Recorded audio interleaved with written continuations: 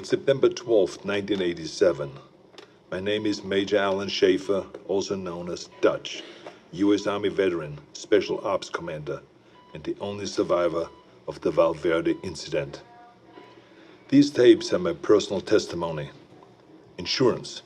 Should anything happen to me, what I found won't be lost. My team was brought in to rescue a Guatemala cabinet minister and his aide, who had been captured by guerrilla forces in Valverde. We located the downed helicopter, and the skinned bodies of those aboard hung in nearby trees, seemingly at the hands of guerrilla fighters.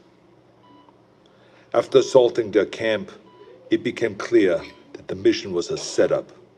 American intelligence had sent us to retrieve the captured agents who had been on recon for future military action. But none of that matters, because while we were clearing out the guerrillas, something was hunting us. An invisible killer tracked us as we made our way to the extraction point. In 24 hours, it wiped out my entire team. Rick Hawkins, Blaine Cooper, Mac Elliott, Billy Soul, Jorge Ramirez, and Al Dillon, the best soldiers I've ever known. Men I trusted with my life were butchered like animals. It was a nightmare. We walked in with guns, but it had perfect camouflage, advanced weaponry, and could see heat. It was strong and smart, a pitiless hunter. I waited, I watched, and when I understood it, when I saw how it hunted, I killed it. As it lay dying, in a final fuck you, it activated an explosive device. I barely escaped that blast. My radiation sickness and the crater of the explosion are the only evidence it ever was here. I have given my official statement to Agent Peter Keyes of the OWLF, but it's become clear I needed to investigate Valverde myself. Keyes was thorough, but he asked all the wrong questions. I mean, we have proof of alien life, but that life sees us as game. It's an alien whose first contact with humanity was to hunt us for sport. All Keyes cared about was the technology lost in the explosion. He can see the jungle for the trees. I see the threat. He sees the opportunity. Spies are all the same. I mean, we aren't people to them. We are assets.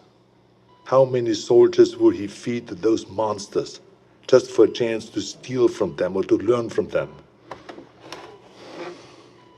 The government can't be trusted. So I will have to do this on my own. I'm cutting my treatment short and going off the grid.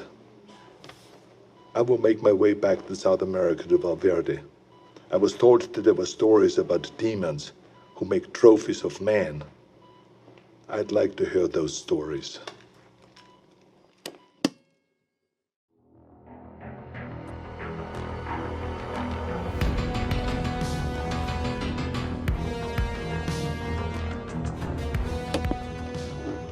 April 8th, 1991. I'm not dead yet. I'll admit, I regret not curing my radiation sickness before I left. It made leaving the country difficult. I cashed in a few favors, took one too many off-the-book flights in rusted-out buckets, but I made it back to Valverde.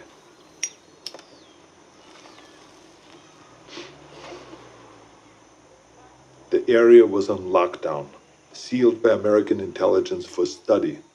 The complex centered on a crater from the alien self-destruction. I found the scientists slumming in a local bar. A few drinks, a couple of threads later, he was ready to talk. It wasn't much, barely anything I didn't already know. The blast emitted a form of radiation they'd never seen before. Some believed it was extraterrestrial, some didn't. Either they're not too bright, or there's nothing to find. I decided to let them keep searching in vain. It kept them busy and off my trail.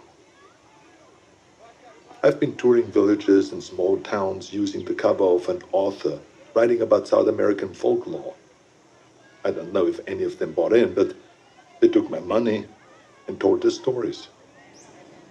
The closer they were to the jungle, the more stories of devils in the trees, Some were bullshit, made up on the spot, but some carried consistencies that I couldn't ignore.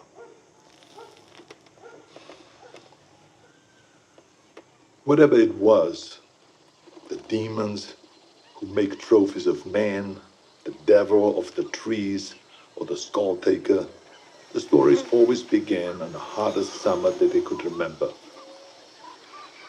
In the summer of 1987, Valverde Valley broke its all-time high in temperatures.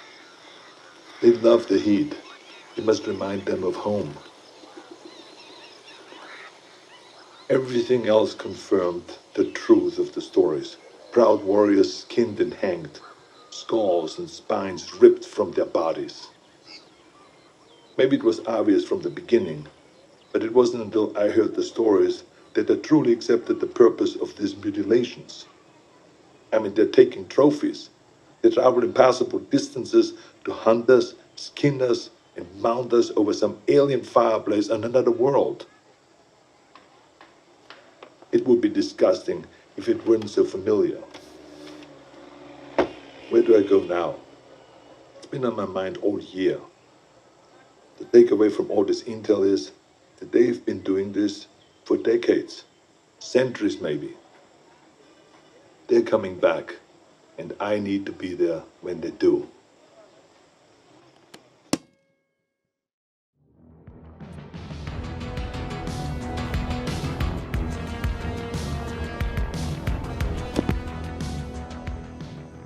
June 27th, 1992. It's hard to remember that the most important part of an operation is patience.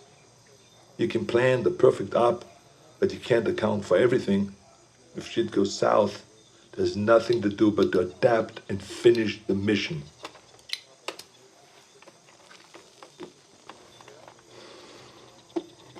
Sometimes you just get lucky. I was in the dock, 10 clicks downriver from the Valverde border, figuring out my next move. I was ready to pack it in. I mean, I thought that I learned everything that I could, that there was nothing left for me to find. The OWLF had abandoned the detonation site a year ago, and I thought that they already shipped back to America. That's when I saw Agent Peter Keyes tie his skiff to the dock. I mean, I haven't seen Keyes since I gave my official statement to him. It was impossible, but there he was with three of his buddies. All agents. I mean, the clean, tidy outfits give them away all the time. I mean, they don't want to get down in the dirt, you see. That's what they pay soldiers to do. Keyes walked up, looked right at me, and shook my hand. I mean, with the radiation sickness, I've lost a lot of weight, so I thought that he maybe would not recognize me. But then he greeted me like we were old pals. Keyes is a good spy, saying nothing, implying everything. We spent the next few hours trading war stories at the bar. If you'd heard us, you would never have suspected that we were trading intel on an alien manhunter. His cover was that they have been looking for a serial killer, a sadist who has been operating in the area for years, hunting people like animals and then skinning them alive. Keyes wanted to talk about the monster, so it all came out in the cover story. In many ways, they were just a few steps behind, surveying villages for information, locating witnesses. He did confirm one thing that I only considered. He told me how the killer chose his victims. They were always armed. A rifle, a pistol, a knife in the boot. He wasn't taking kids or random villages. He wanted a challenge. Whatever it was a hunter. When it killed for sport. I wish they were here for a military action, recon for an invasion, but the truth was so much worse. We are prey, animals, fit only to be hunted. Keyes and his buddies paid the tab and mine, but before he left, he winked at me and he said, "Stay out of the jungle. That's where he gets you." I tracked Keyes and his team for weeks, but they didn't learn anything new. Maybe they knew that I was there, maybe they didn't, I don't know. I've risked enough for now. I think it's time to disappear. Keep my ear to the ground. Be patient.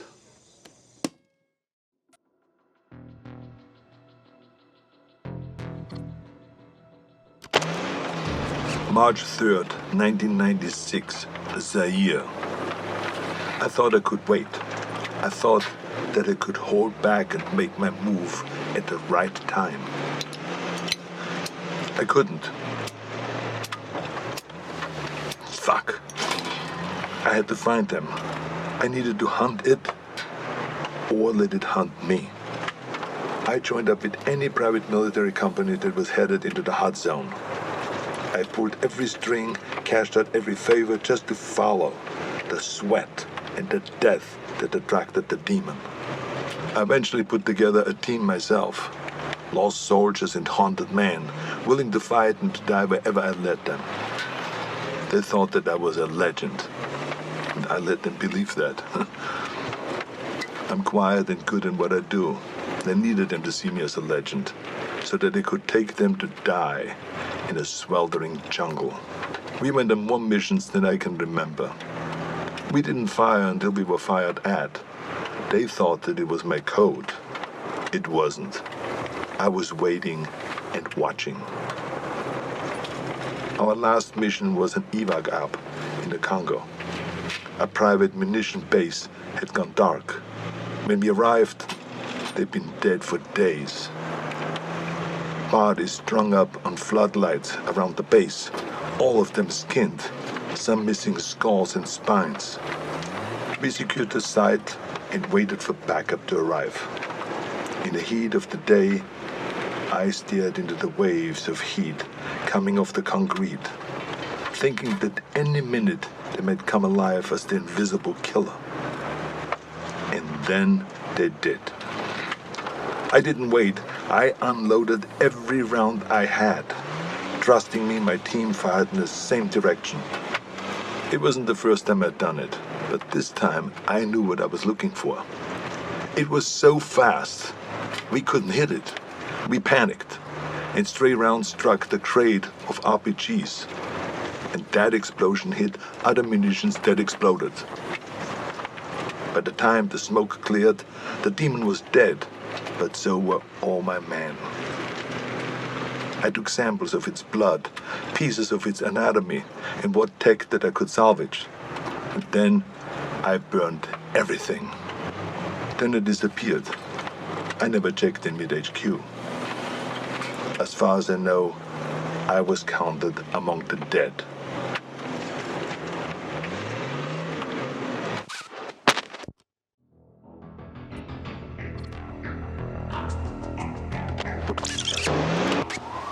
October 12, 1997, Los Angeles.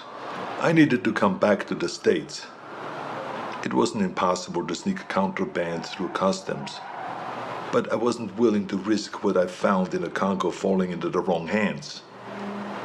Instead, I traveled to Mexico aboard a cargo ship bound for the port of Altamira. From there, I made my way to Tijuana, and I bunkered down. I had tangible proof of extraterrestrial life in my possession, but no idea what to do with it. I'm not a scientist. I did a soldier's duty and secured valuable intel. This was out of my pay grade. I kept an eye on the news. Los Angeles was having a record-breaking heat wave and a gang war on the streets. It was perfect. I could feel it in my bones. I'd been tracking them for so long, I could think like them. I could smell the prey. I could see the hunting ground. I had to get to LA. Crossing back into the States from Tijuana wasn't that difficult, but by the time that I'd reached the city, it was already over. Like Valverde, the OWLF only found crumbs. What I'd hoped might be an alien ship turned out to be only a launching site. I wanted it too much, and I got sloppy. I breached the OWLF's quarantine and was captured. I'd hoped to be bailed out by Agent Keyes, but he died. With Keyes gone, the OWLF was leaderless and disorganized. I was interrogated, but I negotiated my release by bartering the alien materials that I'd recovered from the Congo. During the negotiations, it was clear how little they knew. They needed someone who understood the threat, so I offered to work with the OWLF as a consulting advisor. They had the funding, the technology that I needed to continue my hunt.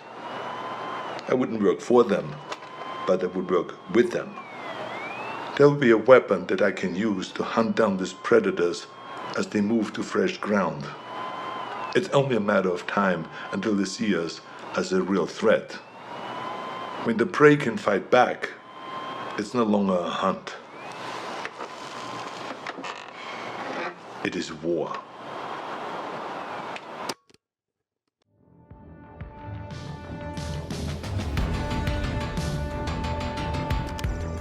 March 3rd, 2008. We've gotten good at killing predators.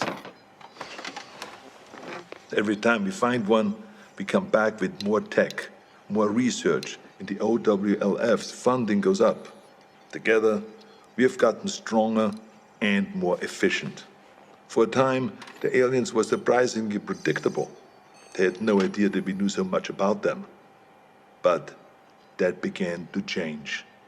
They sent better hunters every time. They're beginning to see us as a threat. Or we've become a more worthy prize. Maybe both.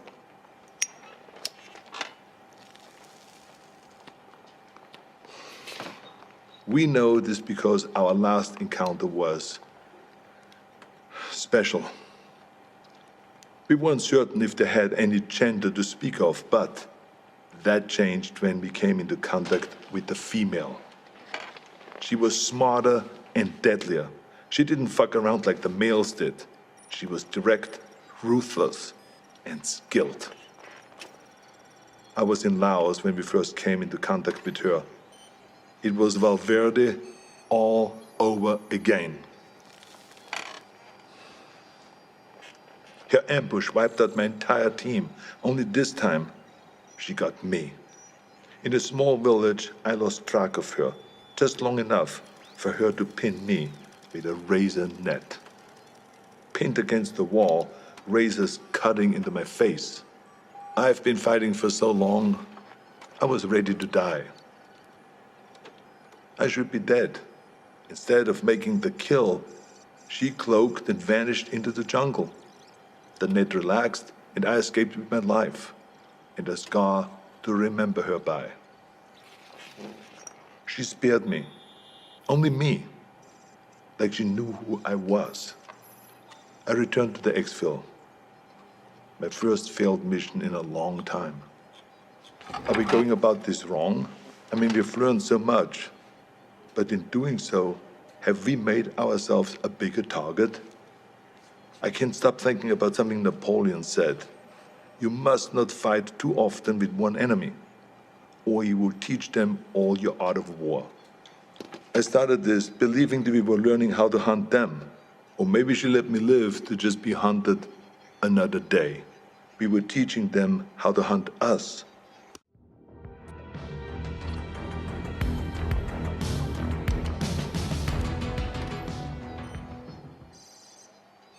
January 13th, 2019. I knew that the Predator's deployment to Earth would make it impossible to keep all of this a secret. Sooner or later, there would be another player on the board. I'd hoped that it would be another agency, one that understood and respected the threat. Project Stargazer. Our initial intelligence on Stargazer was that they were capable, funded, but inexperienced. But they were smart. They took the OWLF's funding and got it shut down. Everyone we could identify in their group was a disavowed member of another agency, including the OWLF. Lacking strong leadership and a clear directive, they were sloppy and arrogant. They were aware of the predator's threat, and while they had many of the pieces, they struggled to see the bigger picture. Stargazer was so far behind that we didn't see them as a threat until the event in Mexico. The recovered Predator escape pod was an extraordinary find for Stargazer, but the death toll was a heavy price to pay for taking a Predator captive. My task force has many directives, but one of the most primary is we do not take captives. Retrieve technology, corpses, and other intelligence. But there's no value in a live Predator, only liability. The enemy does not want peace. The enemy does not negotiate. Its only drive on Earth is to hunt. What we might learn from a captive predator would never be worth the risk to our people. Stargazer didn't learn from their mistakes, and the technology they've recovered has only made them cocky. When the government cut ties to the agency, it should have shuttered their project permanently, but they only shifted their goals. Guerrilla factions and private military companies are being contracted by Stargazer to set out bases and equipment in locations that we have identified as ideal hunting grounds. We believe that the former intelligence project is setting itself up to be a fully independent dealer of otherworldly arms. This is the worst-case scenario. Hostile forces will use those weapons on their enemies, and they will use them on us. All the while, the true enemy stalks us unseen. It's a distraction mankind can't afford. Stargazer would have to be dealt with.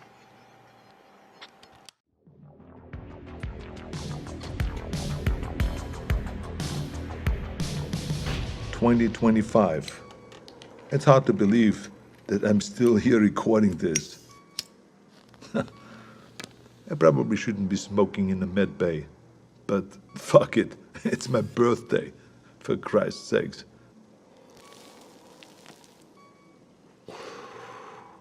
I turned 78 today, but I'm out there hunting. I should be retired. I should be doing anything but this. My life shouldn't be possible. But the very thing that I hunt, that hunts me, is what's keeping me alive. As we began to understand the predator's technology, we started to use it. A fight with a predator female went bad, and I was critically wounded. Dying, I agreed to experimentation. It worked. It worked so well that the cells in my body stopped aging. Pushing 80 now, I'm fighting like a man in his 40s. It's not the only experiment that I've been part of. I'm deadlier now than I was in Valverde. The OWLF has been fully reinstated. It's grown larger than ever before. We saved John Keyes from Stargazer. His father was Peter Keyes. I suppose you could say that he was a very dear acquaintance. His son is a gifted scientist. I worry about the future. The Earth is seeing unprecedented rise in heat and war. As the climate changes and the temperatures go up, more and more countries are becoming hunting grounds. We have killed so many of their kind, but they only send more. The number of events that we have witnessed has increased threefold in 10 years. We have made an impression on them, but not like we had hoped. We wanted to show them that we weren't prey, to deter them from ever sending another hunter to our world. We sent a warning, but they took it as a challenge. I fear we have made things worse. If the predators ever decide that we've grown too bold, I have no doubt that they could burn the Earth and all of humanity with it. My only hope is that while they waste their time on sport, we can rise up together and stand against them as a species. Until then, we keep moving, we keep hunting, and we keep our eyes open.